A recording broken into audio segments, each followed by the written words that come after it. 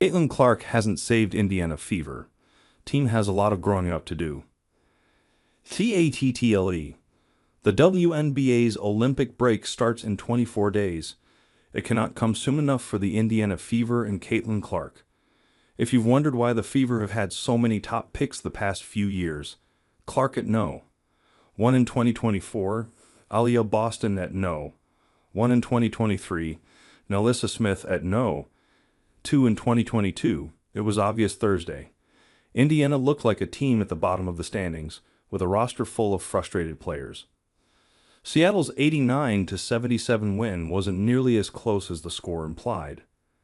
The Storm have Jewell Loyd, a five-time All-Star and last season's scoring champ.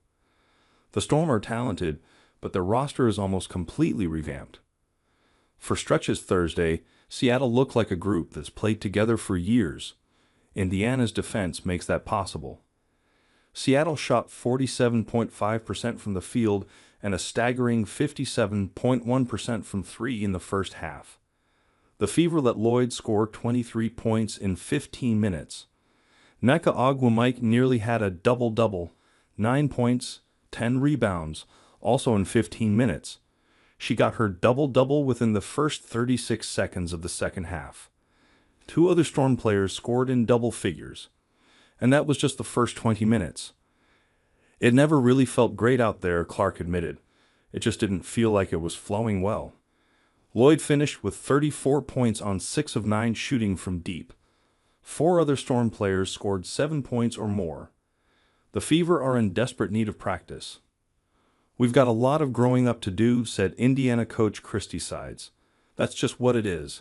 The outside expectations, the outside noise, it doesn't help. But we have to stay connected, keep growing and keep finding ways to improve." There were positives Thursday for Indiana. Temi Fagbenel, who missed the past 11 games after injuring her foot May 28, returned and even in limited time, 19 minutes, looked like the player who had built a quick and promising chemistry with Clark the first few weeks of the season. Fagbenel finished with 8 points and 7 rebounds. Boston was a monster on the glass, grabbing 14 rebounds. And Clark, 15 points, 7 assists, and 6 rebounds, was her usual self, hitting a logo 3, throwing a nifty behind-the-back pass. Smith couldn't score it, and generally delighting another sold-out crowd with her play. But she also got shoved around a lot and spent a good chunk of the first quarter on the floor. She was visibly frustrated at a lack of calls and a lack of team cohesion. "Nobody enjoys losing," Clark said glumly afterward. "We've lost 12 games and we're not even at the halfway point of our season. We're not gonna be walking around the court smiling. Being able to find that competitive edge while staying positive is a hard thing to do. We can definitely be better at it." The Fever gave up too many open looks and couldn't get any of their own.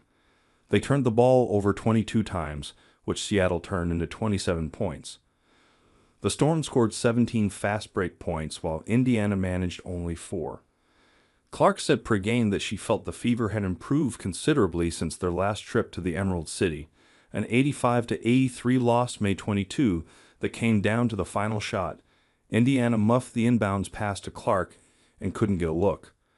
But everyone else has improved too. The Fever are still very far behind, with a young core that hasn't figured out how to win against the league's best. The WNBA will take a full 4 weeks off while Team USA is in Paris trying to win its 8th consecutive gold medal. Most teams will give players a week to 10 days off for vacation, then get in the gym and start practicing. The Fever are counting down the days.